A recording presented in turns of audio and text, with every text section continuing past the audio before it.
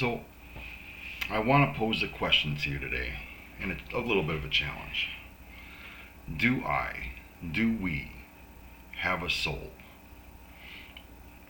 See, my work is to try and define consciousness and mind in such a way that it helps others develop their own consciousness, their own mind in a more productive way.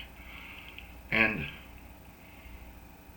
the inspiration I have for doing this started in environmentalism. But that's the dream, and I'll get to that eventually. The question before us is, do we have a soul? And the easiest response to my definition of consciousness is, well, that's pretty, that's lovely, but what is it? Where is it? When I say it is an organic process, what is the mechanism? What is the fluid in which this organic process takes place? Location and mechanism is probably the most difficult thing to get around.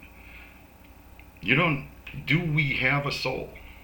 The way I suspect it works, and while I am very close to positive, you can't say, see, one of the problems with evolutionary thinking is that they say they know. It's the same thing with religious thinking. They think they know the truth and how it works. I think I know how mind works. But anytime I make that an absolute, I run the risk of hubris. Being wrong means I have no place from which to recover and work forward anyway. That's the problem with religious thinking, is that once you're proven wrong, you have nothing to stand on. Your foundation has been wiped out. So, in order to protect yourself against that, you make it so that there's no way you can be proven wrong. So I am as close to certain as I'm comfortable with allowing myself to feel that I understand how mind and consciousness work. I understand how it has grown.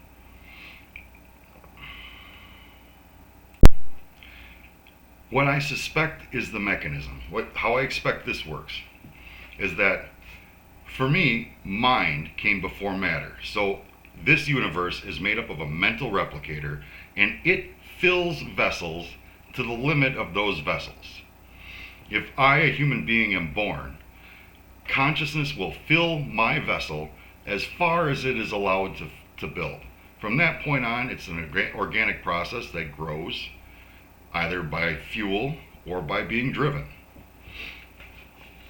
For the rationalist mind, this is something the rationalist and materialistic mind doesn't see the point in asking. So when they rebuff my definition of consciousness, they are looking for that thing that they can poke, prod, dissect, and understand, when it is something that is filling you.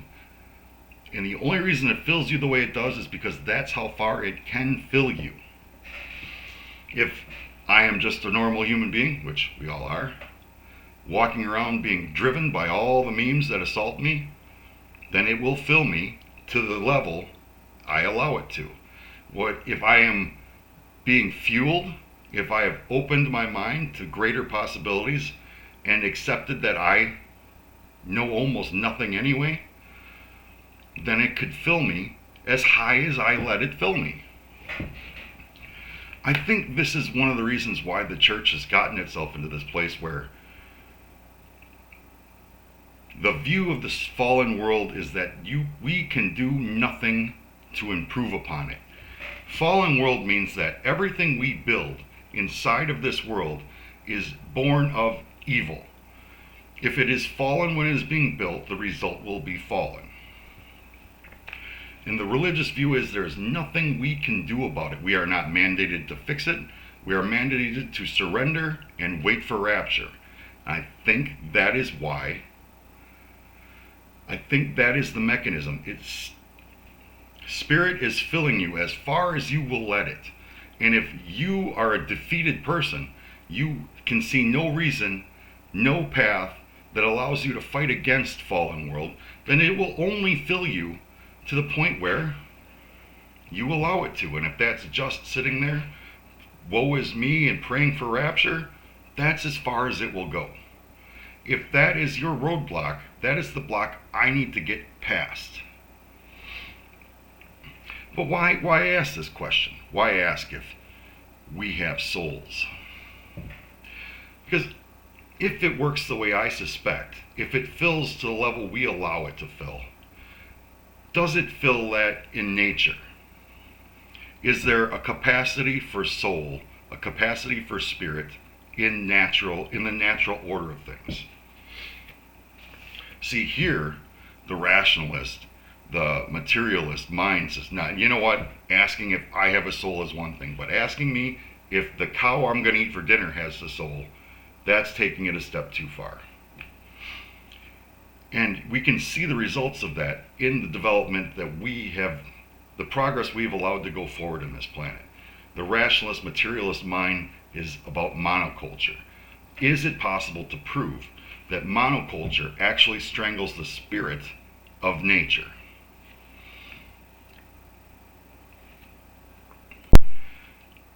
Is there a redundancy we are putting into nature via monoculture? If we see the landscape and we tame it, because that's our definition of taming it, is to make it productive to our needs. If our process of doing that leaves behind a monoculture, which I can see as beautiful in the rationalist, materialistic mind, wild nature being tamed to productivity and profit. The beauty of that structure I can recognize and appreciate. But does that process diminish the spirit of the land which we conquer, which we tame? More importantly, is there a way to take what we now have of monoculture?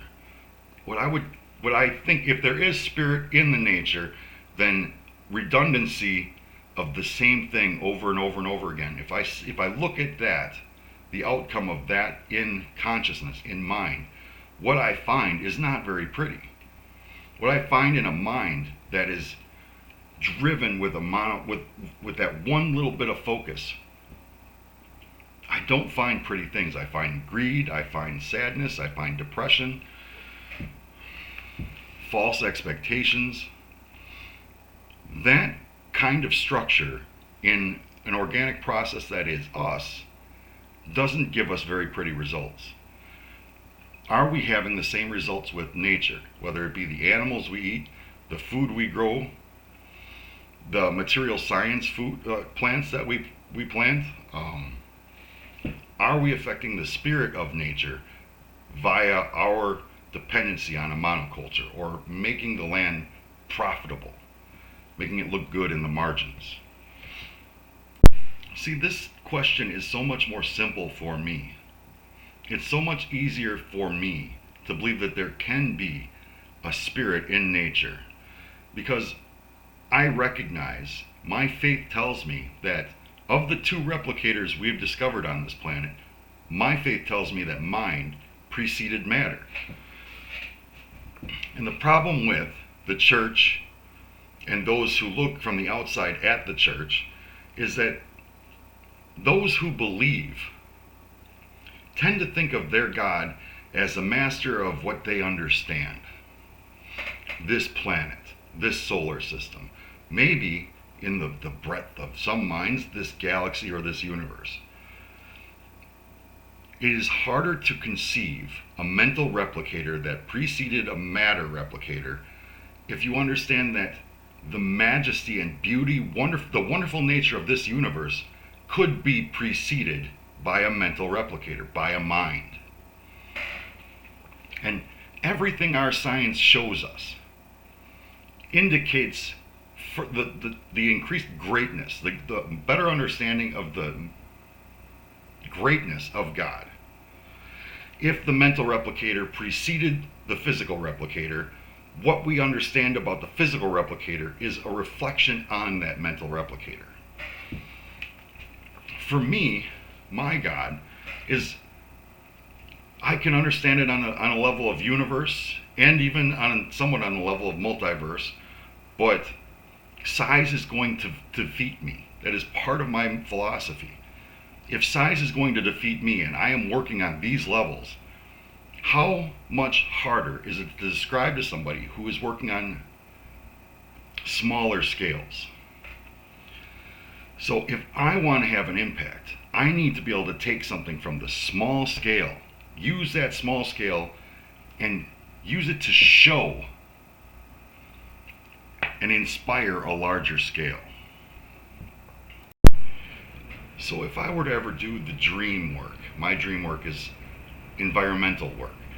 How to inspire the repairing of this environment that we've created. Now that we have enough data, being able to take that data and flip this whole system on its head and allow it to grow. See, for the rationalist, materialist thinker, it makes no sense to consider the spirit of the thing that we are taming. It doesn't make any sense to ask about the spirit of the tree or the spirit of the forest. It doesn't make any sense to ask about the spirit of the dolphin or the spirit of the ocean.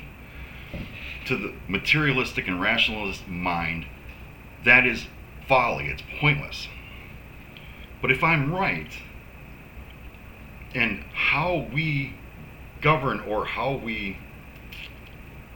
our stewardship of that, if we can change that and show that we actually have a diminishing or increasing effect on the spirit of nature, will that be further inspiration for other people who want to do the same thing? See, because if I ever get the chance to do these things, I will have to start at the small scale, and I have so many engineering questions to sort out first. Things I would love to have the answers with, share them with you, and allow you to overcome them too. But if I'm going to make it so that it is inspirational across the board, it could be inspirational not just here in my little small corner of Wisconsin, but in some bush in Australia or some prairie in Africa. It has to be something we can replicate, something that is desirable to replicate.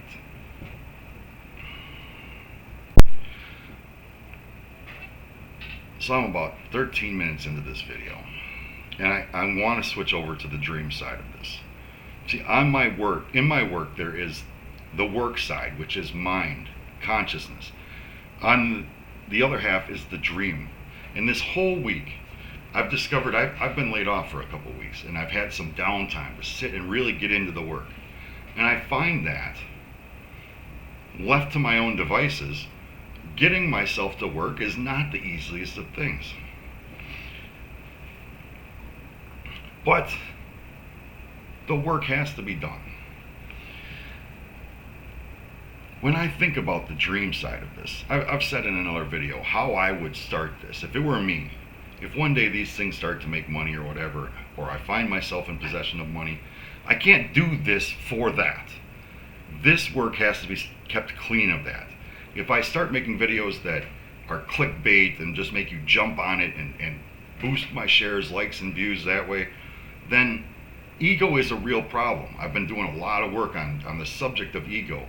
And anytime I start to think about doing it that way, it's all about ego and desire. I can't do that. But the dream side of the work has been really prevalent for me in this downtime. And I have so many questions. Like, first off, if I started with, say, just a cluster of tiny houses and a shop, how many questions do I have to answer? One, for the big picture of energy creation and utilization. We know that our current grid is not built for green energy. We know that if we were going to do green energy, we would have to do it the same way we've done coal and natural gas, all that. Big production, distributed outwards to the people that use it. But if I'm right, and flipping that design on its head means creating locally and distributing locally. If I'm right about that, what are the conduits? What are the veins of this system? Can they be roads? And this week has been kind of interesting for it, because I always think about the paths of a civilization being the conduits in which the energy is distributed.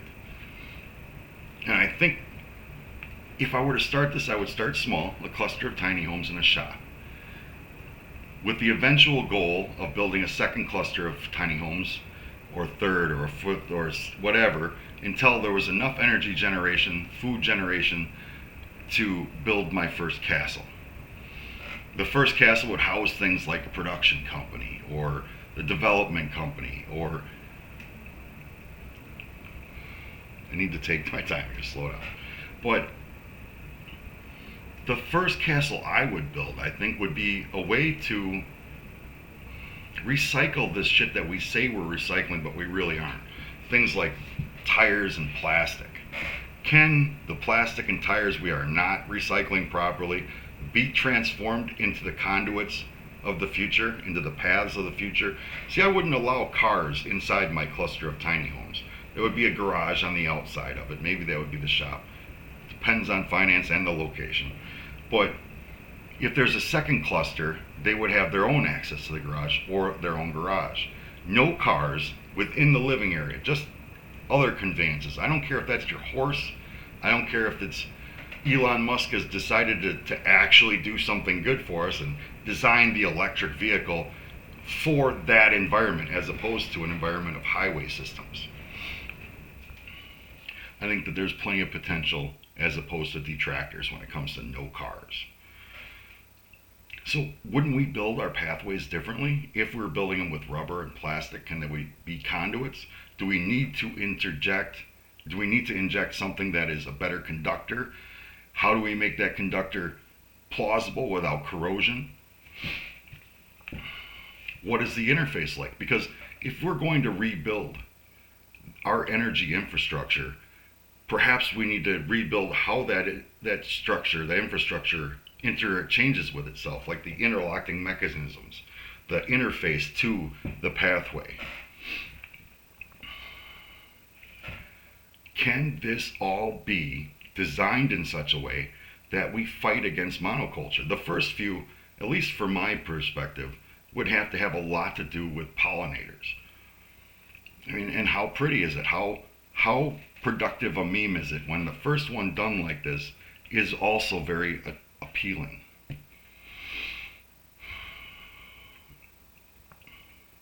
Look, this question for me is simple.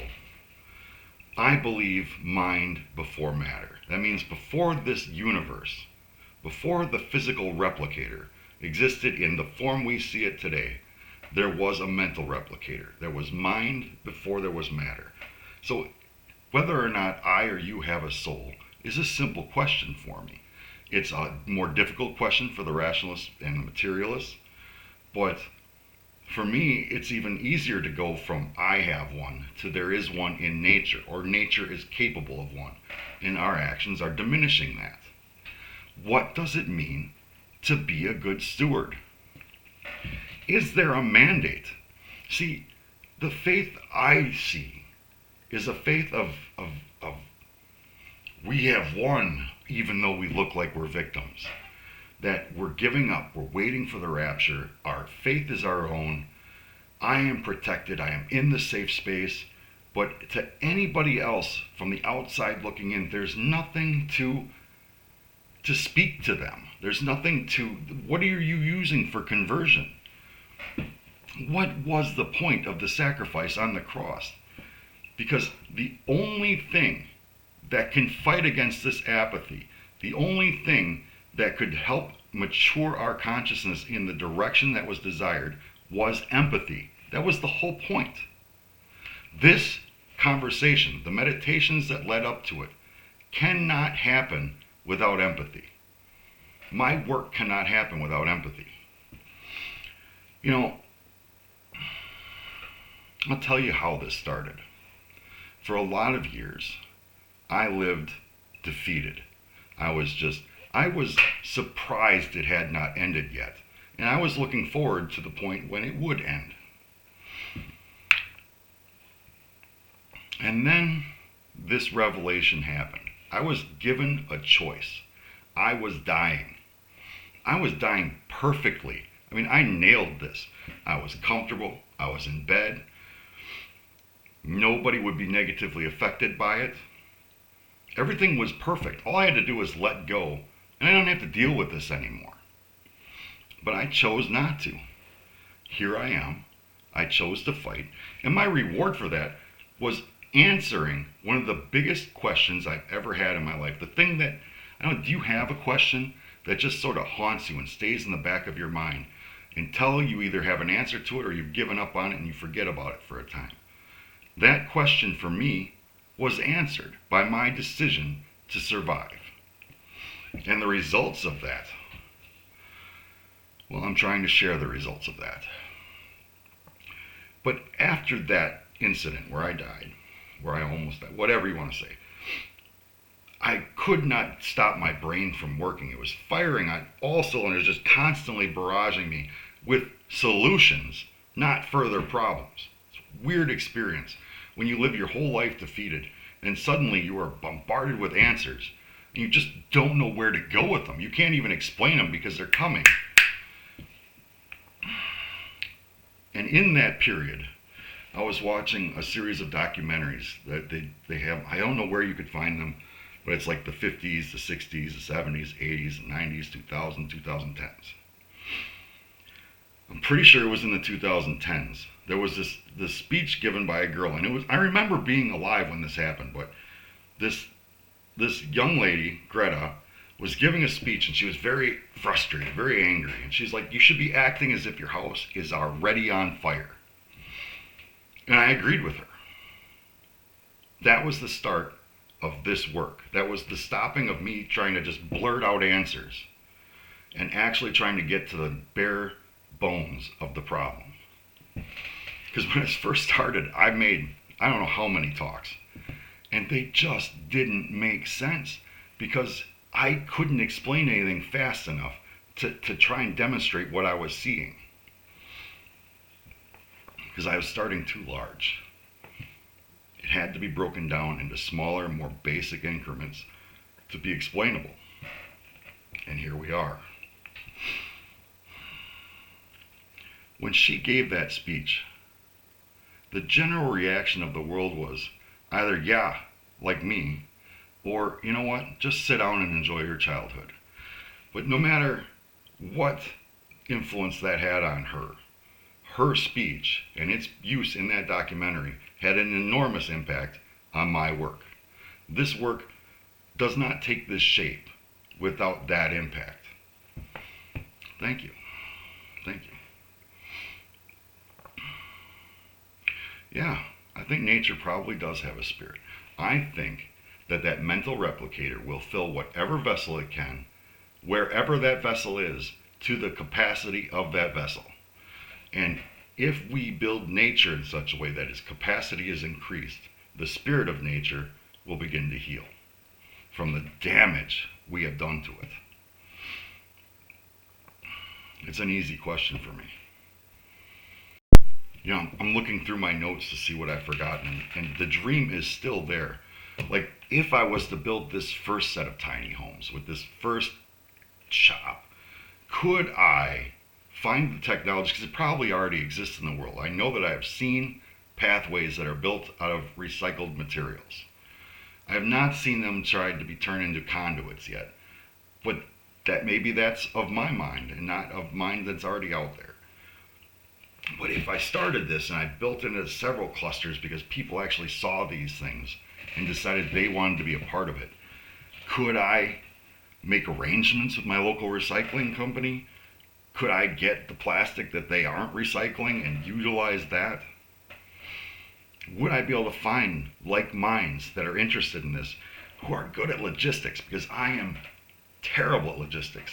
This last couple weeks has proven that. Left to my own devices, man, I will just revert right back into the hibernating caveman that I really am.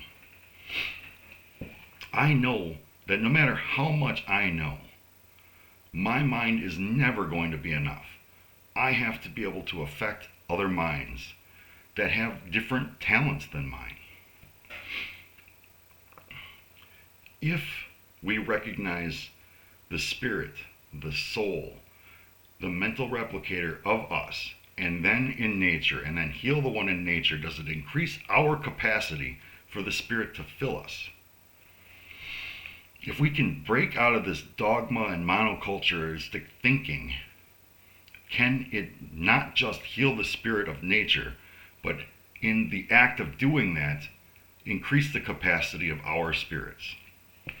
Break down those things that are stopping us. Destroy blindfolds that are keeping us from even looking in the directions that would allow us to grow. This is probably the greatest time in human history, no matter what our politics looks like. This is our greatest time. We have the most data, the most tools. 100 years ago, my ideas might have found their way into a book. Maybe, not written by my hand, but maybe.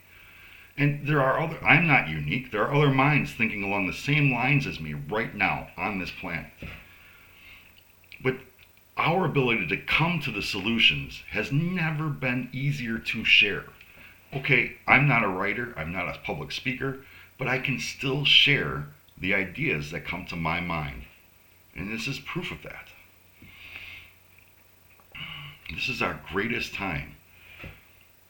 We could use it to continue to beat each other up with money and this crap we've been doing for thousands of years. But I think if there are enough minds like mine out there, if we get vocal enough and reach enough people, I think we could turn this thing on its head. And really, there's no other reason that would motivate me to do this talk. I don't want your money. I don't want to be your influencer.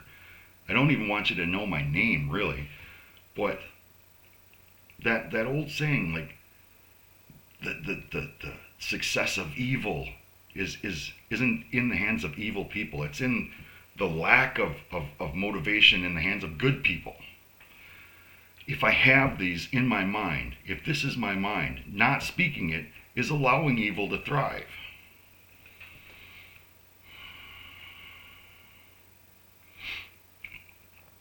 Yeah. My answer is yes. We have a soul. I have a soul. You have a soul. That spirit can be diminished. That spirit can be increased by increasing our capacity for it.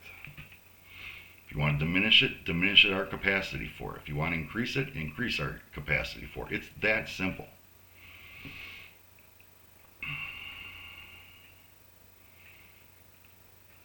Thank you.